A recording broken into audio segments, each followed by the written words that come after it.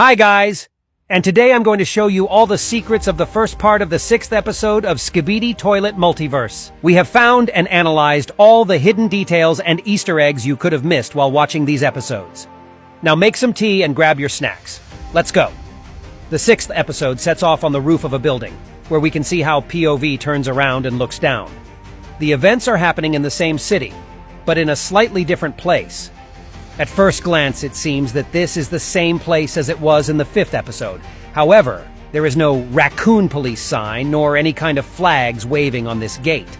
There is also no sign of lamppost that stood near this hatch before. I can assume that perhaps all of this was demolished by this skibidi when he fell.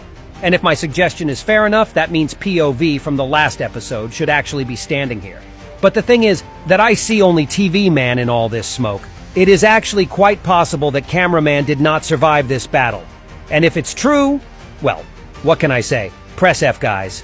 Meanwhile, as TVman is in the process of teleporting, a large speakerman approaches him holding his comrade, Big Clockman, right in his hands. Let me remind you that in the last video, Big Magnet Skibidi showed the agents how to divide things into 2 parts, but he did not have enough time to deal with the rest of them. He was way too busy with the arrival of the Titan Clockman. So when the magnetic toilet was gone, the Alliance began an evacuation plan for the Big Clockman.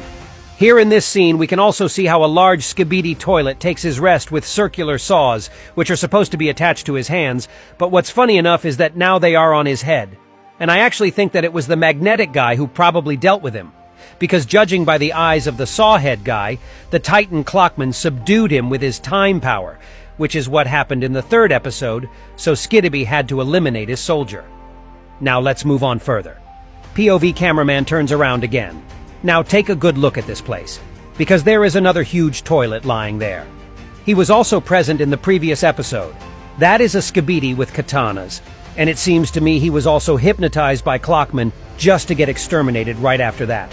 What we see next is 2 Titans having a rough tussle.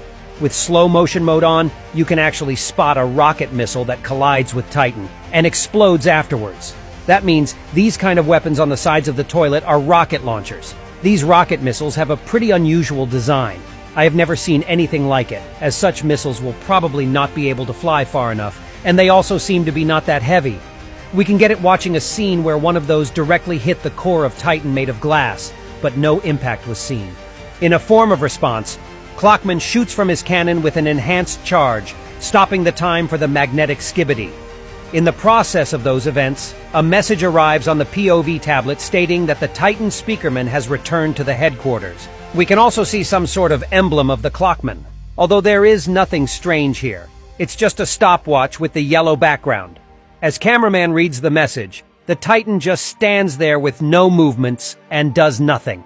And I don't quite understand why doesn't he just subdue the skibidi magnet as he did with the sawhead toilet. And while Clockman is probably thinking about something, an infected Titan cameraman arrives to help the skibidi toilets. With his time-stopping gun, which have apparently been loaded to the maximum this time, the Titan Clockman shoots at Cameraman, but his power shield reflects the projectile, which is quite interesting. Turns out that Cameraman has an ability of blocking some aspects of Clockman's abilities. Although this does not change the situation, and I still consider the Metal Titan to be the strongest among them all. Ready to get collided, he takes the first blow. But then Cameraman begins to pour fire right onto his core. I think it weakened him greatly, so when Clockman freezes time again, he starts looking for a parasite on the body, but finds nothing, as it was actually placed inside. Suddenly, the Clockman's core become extremely laggy, most likely due